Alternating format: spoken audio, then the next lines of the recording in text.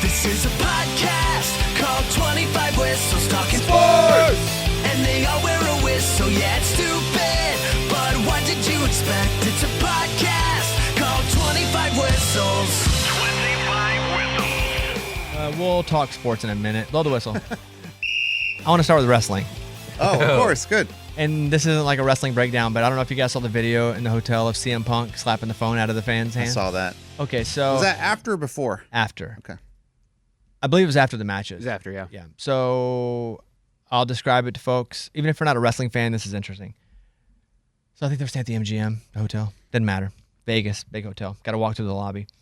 And CM Punk has his suitcase. He's rolling back to the hotel. His wife, AJ Lee, also a wrestler. They both had wrestled that night, too, by the way.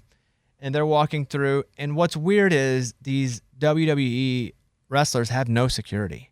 So all these people know what hotel they're staying at, and they're all just waiting for them in the lobby. Oh, yeah. It's weird they have no security. Right, Mike? Very weird. Because they're very famous, especially in Vegas on WrestleMania weekend.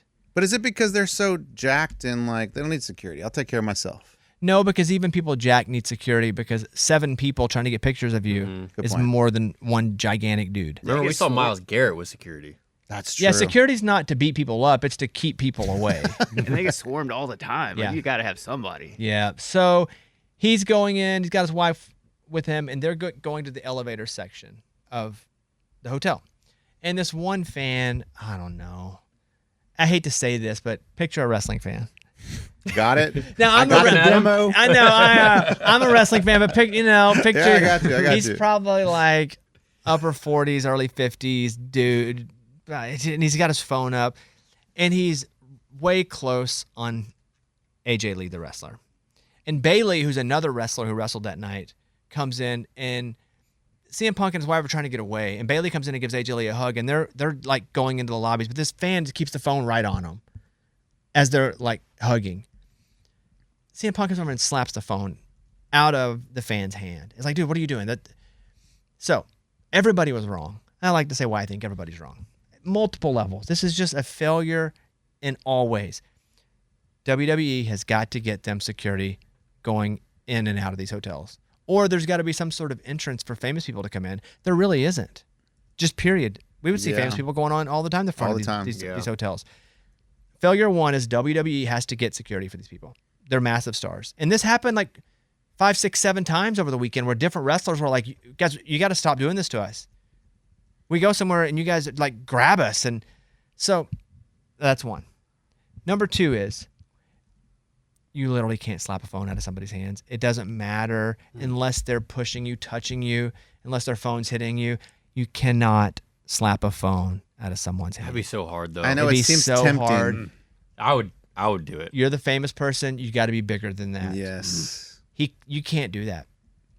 Number 3, stop being a freaking loser, dude, with the phone recording. Yeah, there's personal space. And I get it. They're in a public place. But also, there's no need to take your phone and put it that close. And obviously, they don't want you recording them right then. You're also not taking a picture of you with them. There are social constructs that people have with other people, even if they don't know them. It was too much. You overstepped a boundary. I thought you said it when you first started talking about it. I thought it was like a kid. No, it was an adult man. That's weird. Upper 40s, Yeah, lower that's 50s. Weird. That's weird. Bald dude, got a hat over the bald head. He's just what I said. Wrestling. Imagine an adult wrestling fan. Don't you feel like Everybody was wrong though. WWE got to get security for people. CM Punk, you can't slap the phone out of someone's hand. Although that would have been hard to do, but you I just know. can't do it because you're going to end up owing money, or you're going to end up having to compensate the person. And dude, stop being a freaking loser. These are human beings. I get they're famous to you, and I get it's not illegal, but there are certain like social rules you need to follow. Everybody lost here, and they, as of right now, they said he's not suing. He just demands an apology from CM Punk. Well, that's easy. CM Sorry, Punk, man. He's not going to apologize. Oh, he's not? I don't think so. Unless he has he apologized? No, Mike? no way he's going to Oh, apologize. I would. Just to avoid any kind of issue. Just sorry. And he might post something like, I should be a bigger person. I don't know. It's bad news all the way around. When you see the video, you'll feel bad for CM Punk and for AJ Lee. But then you'll also go, man, just get in the elevator. People are losers. Can't stop everybody from being a loser. You are famous. It sucks. But you can't do that. This is like in-person clickbaiting to me. What, putting the phone so Like the close guy to knows someone? what he's doing, and he wants to maybe go viral or maybe get the attention. I think he was a super fan. Yeah. Is he that big of a fan? Don't you think, I mean, Mike? yeah, he was so close, right up in her face, and she even like pushed it away herself. Yeah, and that's she- why CM Punk reacted. Yeah, she pushed first. As in, like, she didn't push him, but she put her hand up hey, to, like, hey, come on, like come get on. the phone back. I feel like if you're that close, if the phone is that close to you where you don't have to go out of the way to knock it out, and I understand, don't knock it out. It's bad. Like that's not the answer. But if it's that close, I feel like you have the freedom to just like, you're in my space. Can I counterpoint that? Go ahead. As kids, no one was breaking the rules when they were doing, I'm not touching you, I'm not touching you. That is, I'm not touching you. that's right. He had siblings. Yeah. You know, no rules being broken because you know what? You weren't touching them. That's so hard, man. Man, this guy looks scared too when CM Punk slapped You it out of his think? hand. Yeah, that video is crazy. And so I don't think you had to be a wrestling fan to just understand and even appreciate what CM Punk did. He was kind of protecting his wife. Yeah. But you just can't do that because that losery dude was not going to harm anybody. He was just being creepy and weird. And there are no rules against being creepy and weird in a public place as long as your pants are up. That's the only rule. Shirt on. Keep it on. Hands up. I don't know if it's that video that kind of got me in that algorithm, but shortly after that, an older video of Quentin Tarantino coming out of a restaurant, you know, and same situation where he's like, what are you doing? What are you doing with the phone? What are you doing? And the guy won't answer him. He's like, answer me. I'm asking you. What are you doing with the phone? And then he finally just knocks it out of his hand. And that's how the video ends. That feels worse than what I That saw. does feel worse. Did you see the Derrick Henry one going around now? The poster? Yeah. Yeah. Is it new? Yeah, as of yesterday. Whatever it is, I haven't seen But it. see, I don't think that one was bad. No, it's not. At That all. guy's trying to be a clickbaity guy, right? Yeah. So whoa, talk me through it. So he was at an autograph signing, Derrick Henry was, and they had a bunch of fans come there. Somebody walks up with a poster of Cooper DeJean tackling Derrick Henry. And The Cooper highlight- had already signed it. And Cooper had signed it. The highlight is Cooper tackling Derrick Henry, for sure. And the guy walks up to Derrick Henry signing and hands it to him for him to sign. Derrick Henry just takes it and throws it off the table. He didn't mean to throw it off the table. Yeah, he did pick it up. I will. He literally was just like, I'm not signing that, and kind of push it off, but it fell off the table. And the guy was like, whoa, you're throwing the picture. But he's like, no, Derrick Henry even went to go pick it back up and give it back to him. So what's I haven't seen it. I have an opinion, but what's consensus from people who saw it? Who did right? Who did wrong? That Derrick Henry was in the right. Like, why are you going to Derrick Henry signing day and having him sign a poster of him getting, like, the highlight is clearly Cooper. Cooper, I think, is the only one in color, and everything else is in black and white. So it's But Cooper that DeJean's. it's interesting, though, because you do have these two players in one picture. Now, counterpoint. Go ahead. I've got a signed picture of Nolan Ryan beating up Robin Ventura, and Robin Ventura also signed it. No way. See, that would be comparable. It's the headlock where Nolan Ryan's got him after hitting him with a pitch, and he's pounding him, and Robin Ventura signed it as well. Dang, and he got whooped. He did get Yeah, whooped. he got whooped. Yeah. For sure. By like a 45-year-old Nolan Nolan Ryan. Ryan. He sure did. But again, you kind of probably should check with somebody before you put that up in front of somebody. Maybe. Do you think the guy knew? And that he it- was an Eagles fan, too, the guy was. He Yeah. had Eagles Do you gear think on he and knew it was going to kind of be a semi-troll, Derrick Henry? For sure. Yeah, Oh, he you walks do? up, and he's kind of got a little smirk, and he's like, Got it. And he didn't mean to push it to the ground? and then, He no. really didn't. He just meant to push it to him, and it fell off the table. And he picked it. Derek legit picked it picked up, it up. and then didn't look at the guy, just put it back on here and just said, all right, who's next? And even the person sitting next to Derrick Henry, which I don't know, his handler maybe, is like, no, he's not signing that. He's not signing that. Usually there are rules for those type things, meaning you're going to pay $20, $80, $300, depending on what it is. And it tells you a ball, a hat, how much for this. Like, how did that picture even get through? Not a picture where he's getting tackled. Yeah. And like Cooper is like kind of driving him into the ground, which rarely obviously happens. It with is a Derrick kind Henry. of a cool picture. Well, the CM Punk thing was interesting. Everybody lost there. What I hope happens is WWE gets them some security. That's crazy that they don't have security. But I mean, to Kevin's point when he's talking about Myles Garrett, when we saw him at the Super Bowl, I mean, Myles Garrett was 10 times bigger than his security people. Yeah. From across the street, you could see him. Not many So people are big. going to be bigger than Myles Garrett. No, he's huge. So, yeah, there's that. I got a couple things here I wanted to mention. I watched 2 different Netflix documentaries, sports-wise. Have you guys watched the Jailblazers yet? Yep. Pretty good, huh? Watched it not last watched it. weekend. Yeah, it is. I'm still a little too young to remember that, but it was interesting. The GM is obviously the most interesting guy because it's like just all the people that he signs and whatnot. It's like Dang, dude, you're not learning, are you? Yeah, so the Trailblazers, all those guys got in trouble. I did not know that Stoudemire was from Portland. Yeah, same. Went back up to play in Portland, and they kind of treated him like garbage too, even though he was like the guy from home.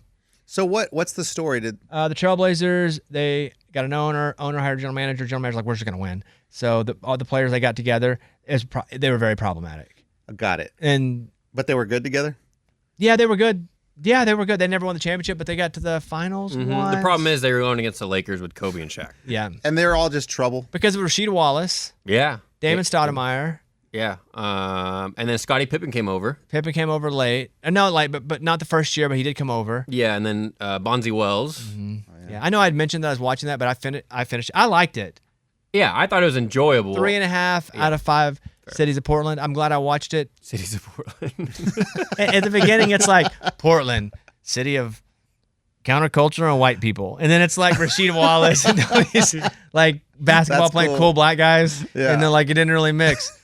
Rashid is funny. He is still the same old Rashid. same guy. When they're interviewing, and he's like, I'm not apologizing for I didn't do anything. Does he still have the record for most texts in a season? He has to. Because that was one of it. What was it? Like 38 or something in the season. There was one point they showed where the referee just teed him up for looking at him funny. Like he didn't even do anything. He just looked at him, teed him up. That's funny. If there's 41.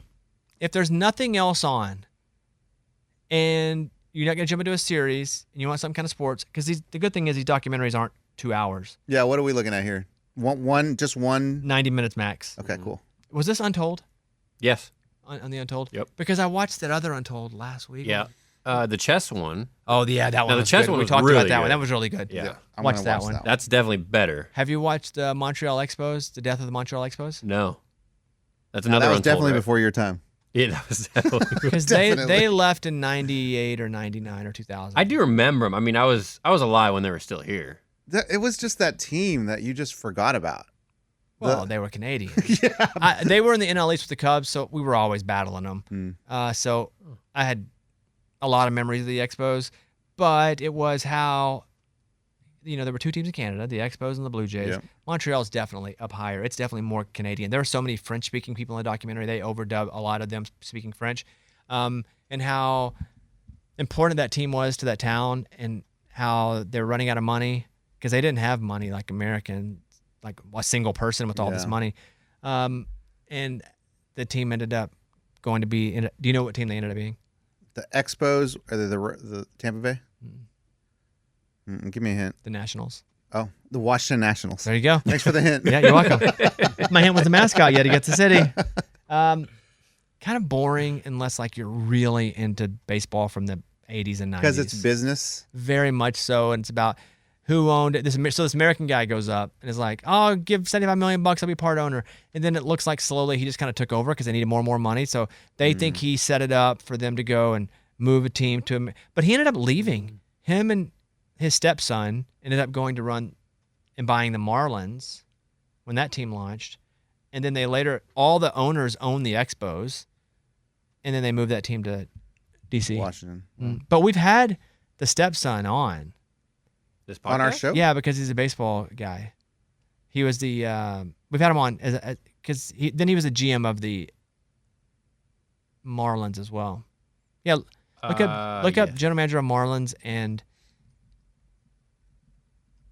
Expos. Expos have a really cool logo. Yeah. What was it? It was like a something LB? Or like, No, it was letters, it's right? like an M for Montreal. But it was I like- never it was could like- understand what it was, but because they were like letters. I think it was one. I think it's one M. It has 3 colors on Oh, it. man. I never even realized that. I need to look at it again. I did see them, though, one time play the Astros. In My Houston. dad took us. Imagine though you have to go up to Montreal. That's just a long trip. We saw them in Houston. I know, but I'm saying so if you're traveling across, it's Yeah, it's a long trip. ways. Probably easily the furthest up north. What do you see? Skip Schumacher, Don Mattingly, Dan Jennings, Mike Redmond, Ozzie Guillen. Nah, We didn't have Ozzie down, did we? nah. I'll find it. Those were all what? He was on. He was sitting in his room with his microphone, all the baseballs behind him. Maybe he was like the president of the Marlins. Oh. Hold on, I can ask ChatGPT. Let's see. As ChatGPT, he did whistles. Hey, I got a question for you. So I was watching on Netflix the show the documentary about the Montreal Expos, the death of the Montreal Expos, and it talks about Loria, who is the owner, and he brings in his stepson who's running the team, and they end up going down to the Marlins. Can you give me that stepson's name? The stepson you're thinking of is David Sampson. He played a prominent role in the ownership and management of the Expos and later became president of Florida, now Miami Marlins, after the team moved hands. Man, you know what? He's been on. Yeah, I remember this guy. I now. hate on Chat GPT or AI, but that's amazing. The fact that you just talked to your phone like that, and she didn't even skip a beat. She told you who it was. That was a dude. Nah, it's a girl. We have this debate a lot. I think it's a girl too. She said nothing. She says her voice is more feminine, but she won't commit. She will not commit and tell you But what you're she not is. the only person that says that. I've heard you guys talk about it a little bit on the show. You hear but I've dude? always heard a dude. Interesting. Yeah. I hear a woman, but, you know. I hear feminine. strong dude. woman. A strong woman with short hair. Lots of testosterone. Yes. Yes. Maybe Is a it few Eddie? maybe a few tattoos. Yeah. Possibly likes other women. That's what I'm saying. Yes. So I watched that. I give that. If you're a hardcore baseball fan, I'll give it 3 or 5. But for you guys, I wouldn't encourage you to watch it. Okay. Yeah. Okay. I saw the thumbnail, didn't even think about clicking on it.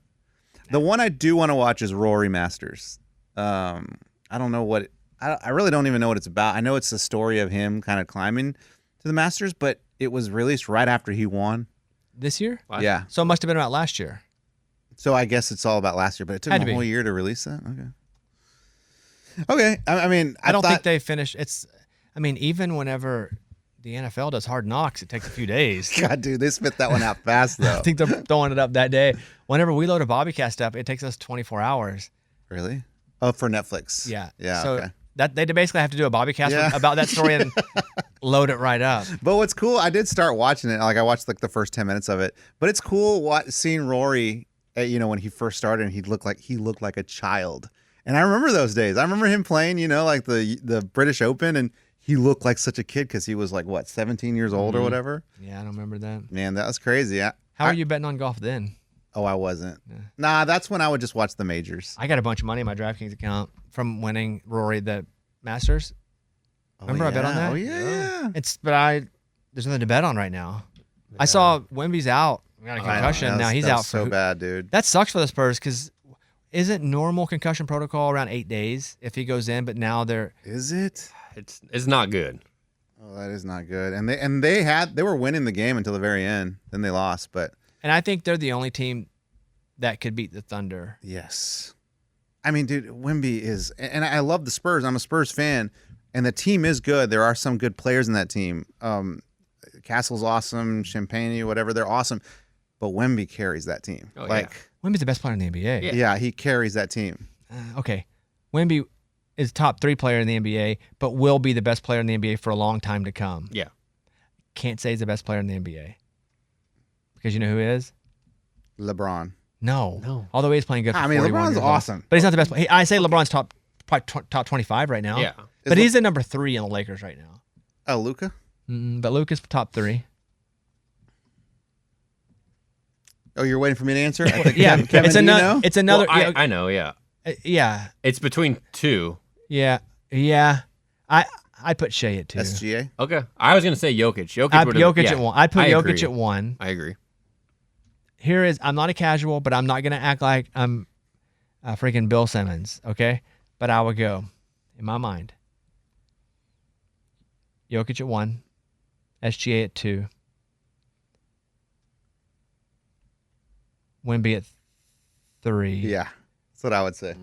Because 3 and 4 could be 3 and 3B, but Luka And Luka 4. and Wemby, yeah. But look at those 4 people. I know And they- then you know who 5 is? In my mind, Jason Tatum. 6. I probably put Tatum at like 6 or 7. Okay, I'll respect that. 5? Yeah. Before I was gonna make a point here. You know who 5 is in my mind? Giannis. Yeah, that's 5. None of them are American. I know. dude. I know. Hey, by the way, how's your basketball team going? Did you buy the basketball team? Sold it back You did? Wow. quickly. They were moving again. They're moving because those European basketball teams, Italian ones, So we bought a part. We only bought a part of it. We didn't own the whole I know, but it team. sounds so cool. I know, that I it know, has I your know. basketball Heck team. yeah. And then they were moving again, and they were like, "Hey, you can give us some more money to move, or we can actually sell your part and make a little bit." We made a little bit of money off of it. There we It go. was very brief. Nice. But we So- owned an Italian basketball team for like 8 months. That's on your resume.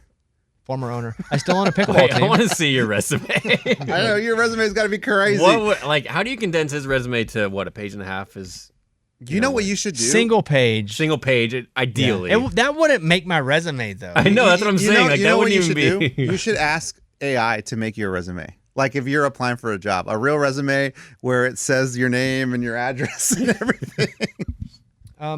Because I would let. Yeah. Like, That what, would would, be what would awesome. be the top? I mean, I've had radio? such a Forrest Gump like career just in general, meaning I've done a little bit of everything Yeah. until I've like felt fulfilled by it and gone, okay.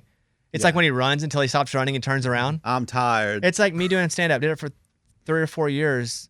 Did a special. I was like, I'm good. Yeah. Awesome. Like I have the skill set now, and I'll be very, very rusty. But if I'm ever like just thrown on a stage and it's like, hey, can you do 10 minutes?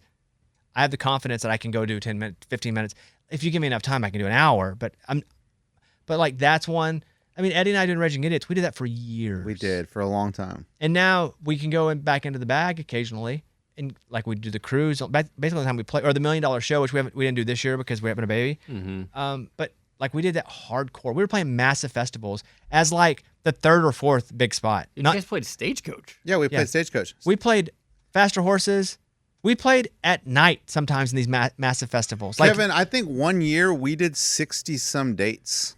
Really? Like a year. you guys are like legit touring. well, we would sell so many tickets that the problem was we weren't as good as the tickets we were selling to like people who didn't know who we were.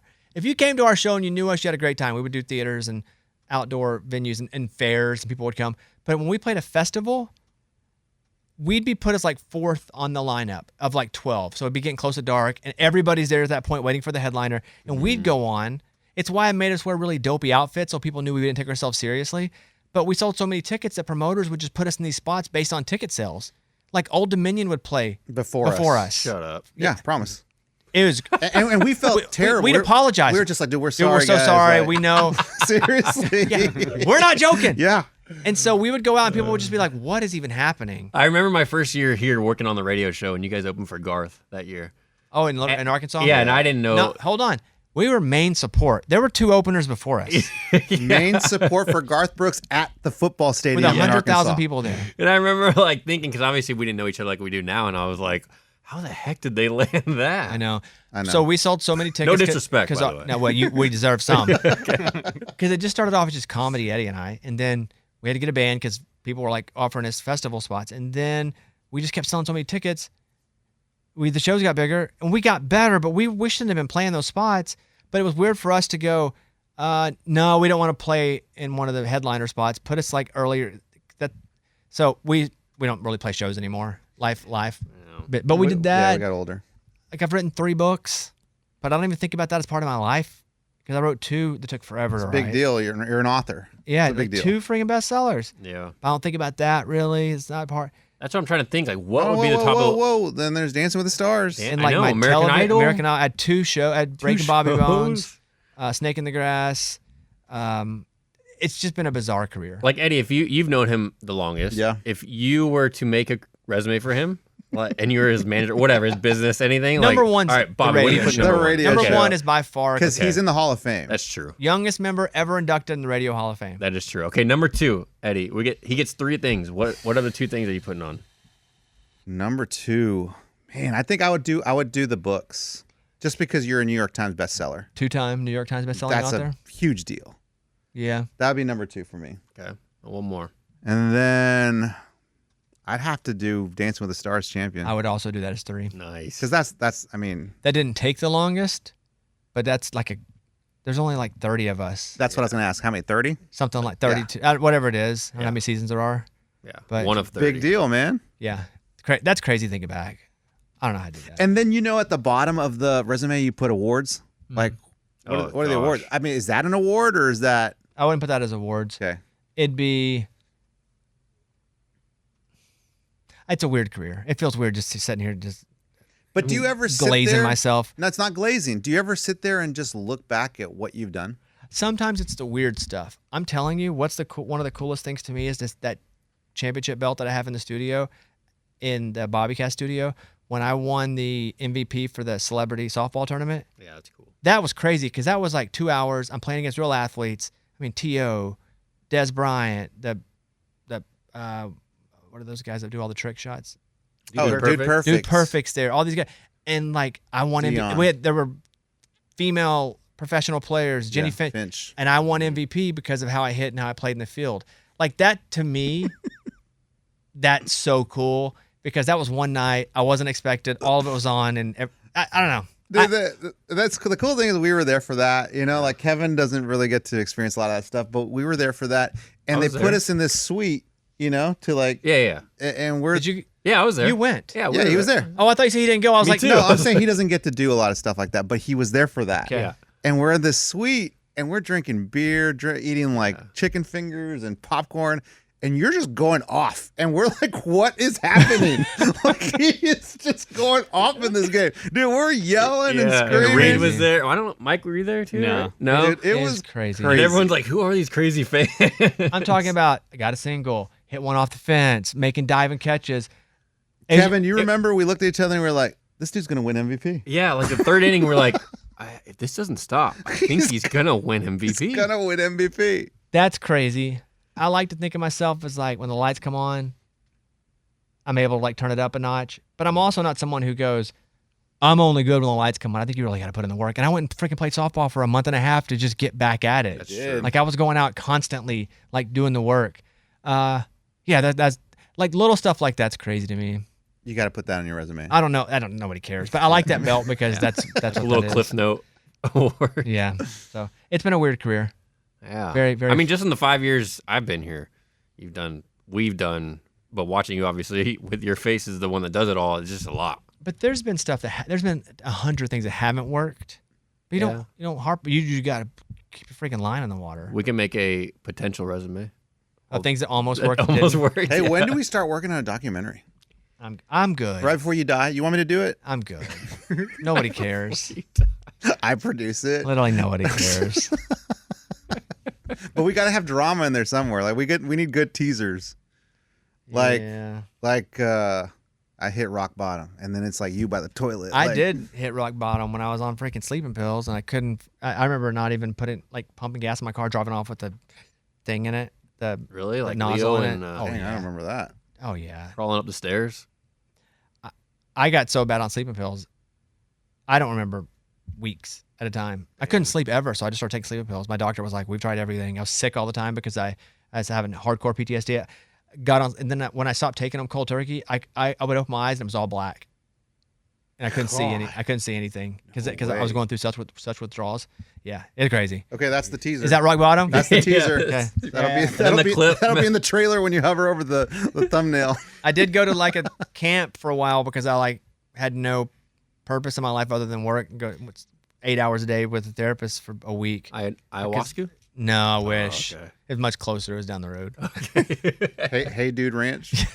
Hey, dude. Okay, so before we go to Brian, just so everybody knows, Brian and I didn't know if Brian would remember me. I remembered him, but we were both in Austin, and he was working on 1300 The Zone, and I was doing mornings before I started syndicating my own show, just in Austin, and we'd see each other all the time. And it was like, what up? We were just two people. Now he's obviously a big TV guy. And so, but yeah, for a couple years, I'd see Brian all the time. Mike D ran the board for them Yeah. way back. Oh, wait, Mike ran the board for them. Ran the board for them. Really? Yeah, he would buy me lunch all the time. That's sweet. That's really cool, Mike. I heard Eddie mention some, but I thought he was saying Brian ran his own board. No, Mike. Oh, that's Yeah. awesome. Do you ever know the story about Ray and I? How I found Ray? No, but when you phrase it like that, I want to hear it. That'll be in the documentary. Don't worry. They came to me and they were like, "Hey, we need some people to cover sports. You like sports? Do you want to do some sports?" And I was like, "Sure, I'll do anything." And so they're like, "Hey, 1300 The Zone, why don't you do like this afternoon and that afternoon?" I was like, "Cool." I was like, "Who's gonna produce me?" He's like, "Well, you can have any of these other ones, or we have this new guy." And I was like, "I'll take the new guy because he's already built into his ways." That's freaking Ray. Ray was an intern Shut up. at 1300 The Zone, and so Ray produced my first ever sports It's not even, I mean, shows, but I was doing fill-in work. Was it like live radio or? Oh, nice. That wasn't the one with Roddick, was it? No, That was the it later weekend? turned into that. Okay. Later, that was like Fox Sports National. Do you remember that one? No, but when I left Fox and I told people I was getting hired on here, like, oh, Bobby used to do a show through us or in LA or something like that. They were just telling me all that with Roddick on the weekends or something. Andy and I did a show for a couple years. Then he quit. And so then I just did it by myself for about a year. And then I was touring, having to go to like a studio in Tuscaloosa and do the show nationally. I was like, man, I can't do this anymore. Like I'm touring and doing sports and Opening for Garth. opening for, nah, that's way before not, that. not way yet. before At that that. Okay, point. okay. We weren't All right. there yet. Here he is, the great Brian Jones. We got the great Brian Jones on with us, former Texas Longhorns linebacker, former NFL player. I see him on TV basically every single week. A great looking guy. I've watched this guy's his beard just like create this whole new chiseled version of himself. Brian Jones, good to see you. My man, Bobby Bones. What's up, buddy? Whenever I heard you were coming on, I got a little flutter in my belly. I listen. You're Hey, it's so when cool I, to. when I saw you on my list, I said, "There's my dude from way back in the day." Way back in the day. It's so cool to see your success, man. Your suit's getting more expensive every week, it looks like. I'm glad they're free. Oh, so what kind of budget do you get? A clothing budget do you get with CBS? They give you a good one? I've got a deal with Taylor Bird, man, and they, through some close family friends, way back in the day, we did a bartering deal, and it just endured over the years. So CBS has nothing to do with it other than making sure my folks at Taylor Bird get a mention on each and every show. Well, you look great. So I'll start with that. You look great every week. I'm always looking at it's like back in the day, like what's Vanna White wearing? I'm always, what's Brian Jones wearing? That's what it's like. Well, hey, man, I appreciate you and congrats on all your success. As I said a moment ago, remember those days over at KVET and all of us were trying to find our traction and find our way, and you've done it successfully, man. So kudos to you. I appreciate that. Let's talk some ball for a second. So, look, I'm from Arkansas. And I love Austin, one of my favorite cities in the world. I am a Longhorn hater because I grew up in Arkansas, like old Southwest Conference days, right? And You have to be, right? yeah, and I'm surrounded by Longhorn diehards on this show. So, how good is Texas going to be next year with Arch? Oh, man, I thought we were going to talk to draft. Look We at you, are. Bobby Bones. We I are. don't start my college ball prep until June. I no. tell all my closest friends, don't ask me a damn thing about college ball until July. But I'm not Because asking I you. wanna I'm asking you about decompress. Texas specifically. You got the helmet right behind you. You're like the guy. I don't care. I don't know a damn thing about Texas right now. Okay. Other than they just wrapped up spring ball. Fair enough. And I was in Africa, so I didn't get to see any of that. We had a big Longhorn reunion. I missed all that good stuff. So ask me in July, but they're going to be good because Arch was one of the best in the business under center those last 4 or 5 ball games. They're going to be just fine. And I'll end with this. With Cam coming over, the wide receiver coming over from Auburn, and damn it, I'm forgetting his last name. See, look how you get me in trouble already. I'm telling you, along with that Jeremiah Smith, we're going to have one of the best receivers in all of college ball. You said you weren't going to answer, then you answered though. So I appreciate that. Well, I got to help my boy out now. Yeah. You know, when you ask, Yeah. you say jump, I say how high, Bobby. Okay, speaking of receivers, generally speaking with the draft, it feels like this is a pretty good receiver draft. Your thoughts on that? Yes, I agree. And, you know, everyone here the last couple of days has been talking about the Jordan Tyson kid at Arizona State. He is phenomenal. Yes, he's had some lingering injury issues, the hamstring. He seems to have checked that box, and everyone is not as concerned there. He's ideal. My guy, though, is Makai Lemon out of USC. Oh, my goodness. You turn on the tape, just watching him last year, you're talking about being able to box defenders out, being able to contort his body. This guy catches more contested footballs than anyone I've seen in a long time. And, you know, he's not one of these 6'5", 6'6" guys. He's just very athletic. He knows how to utilize his body in space. He knows how to get separation, and he ain't scared. He kind of reminds me of Nakua there with the Rams. The way he can just position his body, give quarterbacks a target, and the confidence quarterbacks will have throwing to him because they know he's going to fight. That's my guy. I feel like, just me, a layman's dude looking at it, it's receivers and edge. I feel like it's a pretty strong edge draft too. A couple of these guys going to go real early. Who's the first edge you would take? Oh, it's going to be Bailey, no doubt. It's going to be this guy. He goes out there, he ain't fancy. No gloves, no wristbands, anything. He just has that money step, though. He gets off the ball, and he gets to quarterbacks. He can dip. He can rip. He can run that hoop. They put all of those edge guys through. It's going to be David Bailey will be the first. Second behind him, I got Reuben Bain. Now, people are pointing to his short arms and his height being lacking, but look throughout the history, recent history, Dwight Freeney, staying with the coach, Robert Mathis, Freeney 6-time Pro Bowler or something like that, and Mathis has even more sacks than Freeney had. So both of those guys were beneath that 6'3" mark. That's where Bain is, and Bain is such a violent football player. And he's got that first step, too. People say he's not as athletic. Man, you watch him, especially in the big ball games, Ohio State, that national title game versus Indiana. This guy has bend, and he can set the edge and be a run stopper. And you can also slide him inside, play some 3 technique when you want to do some nickel stuff in case you have even better pass rushes you can place out there. I think with Bain, it's, he has arms shorter than 32 inches. And, so now this is what it's always something. It's like a hand's too small. But like Bain. No, Bobby, get this. You know what they're saying about it? They're saying, he doesn't have ankle flexion. What the fuzz does that mean?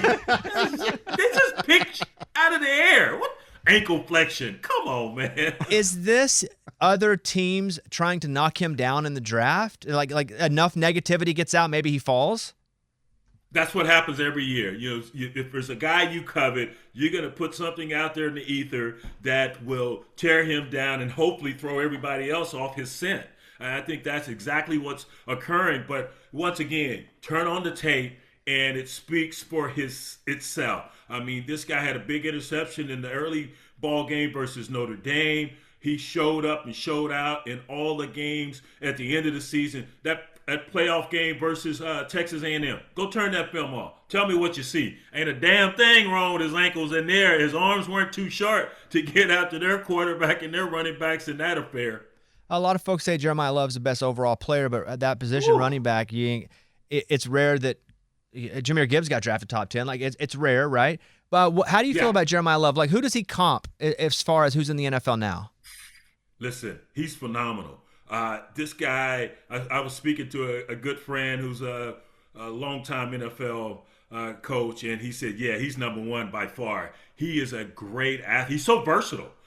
You can throw the ball to him, of course, hand it off to him, and he's got 6 spin move, hops, all that. He can play hurt. 2 years ago in the playoffs, he's got a knee brace on, and he's still a force to be reckoned with. As far as comps, you mentioned Jahmyr Gibbs.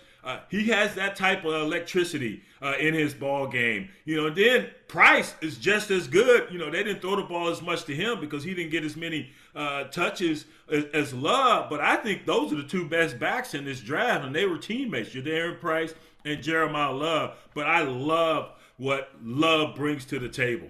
Like, he's averaging over 10 yards of reception, which is pretty wild for a running back because you also have to trust the running back to get downfield, right? That's just not a bunch of flare passes that you're throwing the ball to. But it's like no. You want to get him in space. Yeah. Those are the type of guys you want to get out in space and just let them do what they do. And as they always tell those kick returners and punters, make the first guy miss, we got the rest. Well, he's going to make the first 2 or 3 guys miss. That's how electric and how athletic this young man is. It's a bit of a luxury, though, to draft a running back, right? If you have a lot of needs, like, do you jump on a running back even if he's transcendent?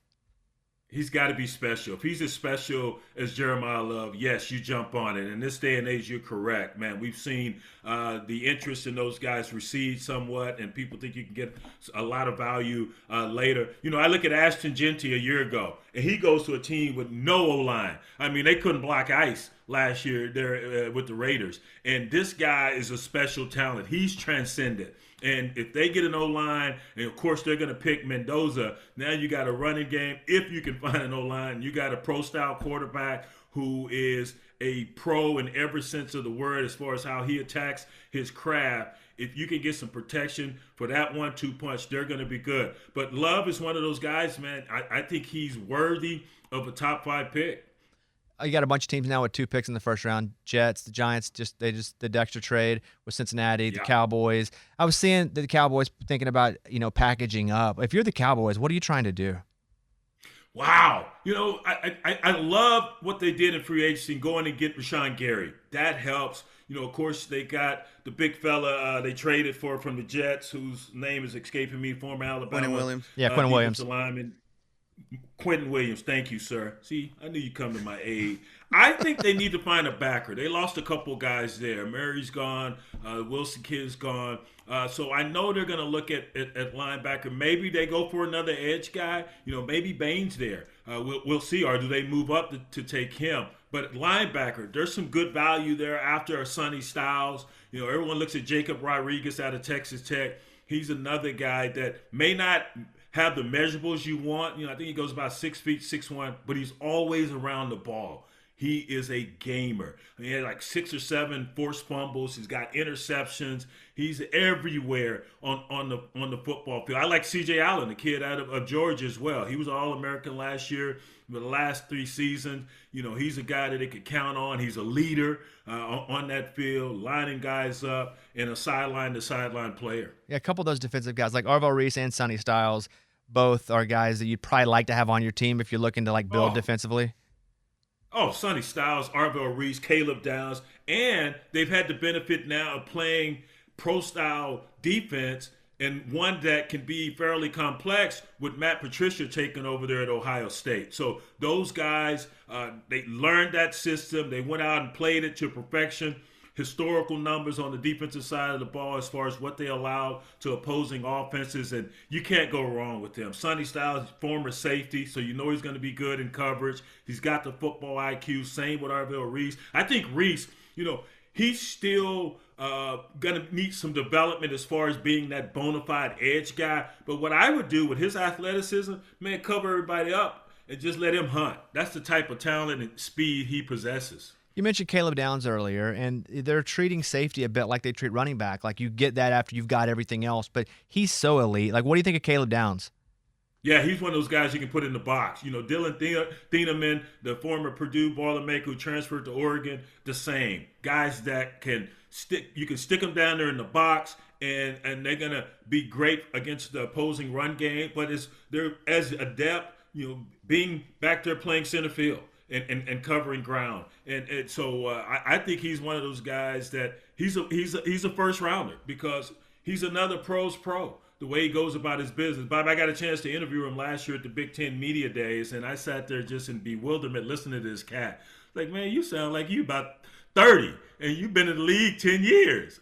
So that's how he goes about his business. That's how he carries himself, and he's authentic and genuine, and he loves the game, and he got coached by one of the better defensive coaches in all our game, and that was Nick Saban. The one year he played for Coach Saban there at Alabama, and led him in tackles as a true freshman. I know you're doing some work with Bear E, which is a CTE treatment drug. How did you get involved in that? Well, through a mutual friend, partnered me with Dr. Christina Gavignano. She's been doing yeoman's work in this space, trying to find an elixir, if you will, the holy grail for head trauma and specifically CTE. And she thinks she may have done it. We're conducting studies now. Baricitamine is the drug that she developed, and she thinks it could be the holy grail for treating CTE and head trauma. So I partnered with her. We did a bevy of interviews during Radio Row and the Super Bowl out in San Francisco, and we're continuing to promote the studies, the medical studies, and baricitinib, and all the work she's doing. So we're holding out hope, man, that this could be some type of drug that can mitigate all the things that players are dealing with, from inflammation and brain injuries, and even those outside of sports, and Parkinson and Alzheimer's. So that's why we're out here discussing these studies and this drug, because Dr. Gavignano thinks we have embarked on the key driver, which is inflammation, which is getting in the way of treating these specific injuries. So hopefully we're going down the right path, and we realize some good gains here shortly. I wanted to talk to you about one more thing. I'm rarely on Facebook, but for some reason, it was logged into my phone. I'm on Instagram. Like, I'm not too good for social media. I'm on Instagram, TikTok. I'm on all of them, except really Facebook. I got on Facebook, and I hit it, and then it said, hey, you should be friends with, and it pulls up people that you have friends that are friends with, and it said Mac Brown. And I was like, I don't know Coach Brown. So I hit, why not? I hit request. He accepted my request. Now, I haven't messaged Coach Brown at all. So you and Coach Brown talk at all? Yes, I saw Coach Brown a couple months ago. He and I both were at a charitable event for Derek Johnson, one of his former players, and Derek was there when I was sideline reporter for UT, and I actually hosted Mac Brown's TV show when he was the head coach here at Texas. So yes, I see him at different spots on the golf course, UT golf course here in Austin. I see him at charity events and things of that nature. Since he's retired, he's moved back here, goes back and forth between here and North Carolina. You like that guy? Coach Brown and I have had an interesting relationship over the last couple of decades. When I was sideline reporter and doing radio in Austin, we butted heads a few times, but he and I have buried the hatchet, and we get along just fine. Good. Okay, I hear you. I hear what you're saying there. You did a good job saying it. I like that. Hey, hey man, too old to be holding grudges, right? Yeah. Got to get on with your life, and as Bruce Lee says, keep that peace. You make your peace by what you choose to give your energy to. One final thing. Growing up in Lubbock, were the Longhorns kind of a bad word? Well, depends on who you were hanging out with. Yeah. Listen, I would go to the Texas Tech games. We'd sit in the grass, and sometimes we were selling soda pop and popcorn, but we were doing more watching the game than that. And then we'd jump on the field and get the sweaty wristbands, and I'd march back with the Texas Tech band to their band hall. They were one of the finest bands in all of college football. So I'm surrounded by Red Raiders, of course, growing up in Lubbock, but I was always a Longhorn, and it just so happened a quarterback and safety from the rival high school in Lubbock, Jerry Gray, he attended UT. So I watched him play in high school, then watched him at UT, so I followed his footsteps shortly thereafter. So yes, and Texas is still a bad word in Lubbock. Good to see you. I'm super pumped for your success. You do a great job on television. So I appreciate you, my man. And the same goes for you. As I said earlier, back in the day, we were both trying to find our traction in this business, and we've been blessed. And so hopefully it continues for you, my man. You too, Brian. Good to see you. Hopefully I see you soon. See you, Brian. All right, buddy. Hook 'em. Nope.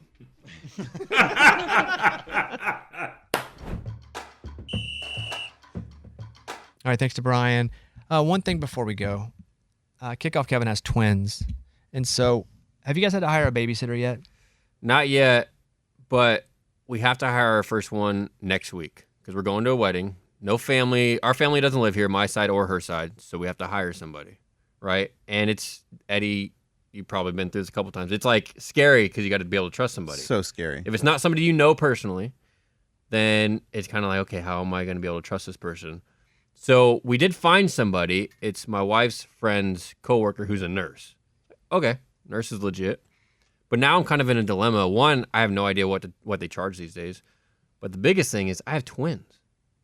So I don't know if I should charge or give her double the rate, time and a half, What do you think what do you guys think I should do? Well, it's 2 kids. It's 2. You kind of have to do, I wouldn't say double, but it would definitely be more than 1 kid.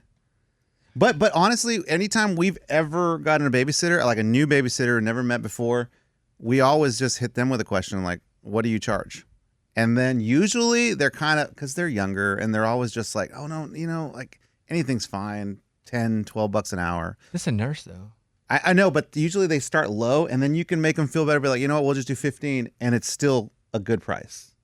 That's usually what's happened with us. Okay. Let them give you the price. They usually start low, and then you can kind of make yourself look a little better by. You're negotiating with the babysitters? No, you don't negotiate. You kind of just don't worry about it. We'll just give you 15 then, but let them start the price. What if they started high though? Yeah, we're good. Then that's what we'll pay. All right. You haven't negotiated a price? Not yet. Meeting her this weekend, actually. So then you say, hey, very excited about this. Super cool. You're a nurse. We have twins. Like, what's your rate to babysit for twins? It may literally be $25-$30 an hour. How many hours are you gone? Probably 5, 6. Mhm. Yeah, man. I think what's great about that is, one, it is 2, so it's going to be difficult for them. But if it's a nurse, that's so much peace of mind. Yeah, good work. You're dude. paying for peace of mind. If you're by yourself, especially, like, I wouldn't feel as bad if there's 2 people, but one person with 2 babies is super hard, and we both know that, my wife and I. So, but obviously, her being a nurse is like literally what she does for a living. So, we'll see what she says. We had one time that was like, didn't really know her, and we said yes, and then she was like, hey, is it cool my boyfriend comes over and helps me watch the kids? We're like, no, and then so we had to cancel like the whole thing just because she was like, oh, okay, well, sorry, I won't be able to do it. But that's crazy that a babysitter would even think to ask that. She was probably 21, 22. Oh, that's older than I thought. Yeah. Yeah, I was thinking like 16, 17. Still young enough to ask a dumb question, but not young enough to actually have to cancel it because her stupid boyfriend can't come over. Yeah, Do you have a go-to? We do. Well, I mean, now it's my son. My oldest son can do it now. But for a long time, man, we were just going through babysitters because we have 4 boys. And every babysitter we would get would watch them for 3 or 4 hours and then ghost us. Like, we would never hear from them again because it was so much work for them. Does this person that you're hiring often babysit, or are they just doing a favor? Yeah, no, they also babysit on site. That's great. Yeah. Then you want to give them good rate, and if you can, make them a little more. So if there's ever a you versus somebody else, they'll always pick you. Yes. If it's like the same time, you both need somebody, you only trust this one person, you really want to somehow put yourself at the top of their list when it's, 3 options here, what do I do? And again, if it's a nurse, that's so valuable. I know, and that's what I'm thinking. I'm like, we got to build this relationship.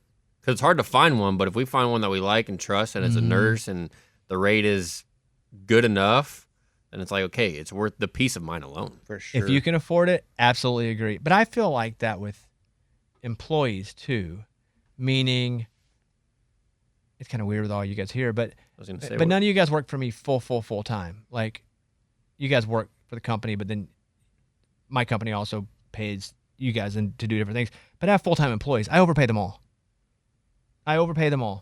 Because I want them to, 1, feel valued, and 2, if it's like if they got to pick, another job's offered to them, and it's like, what am I going to do here?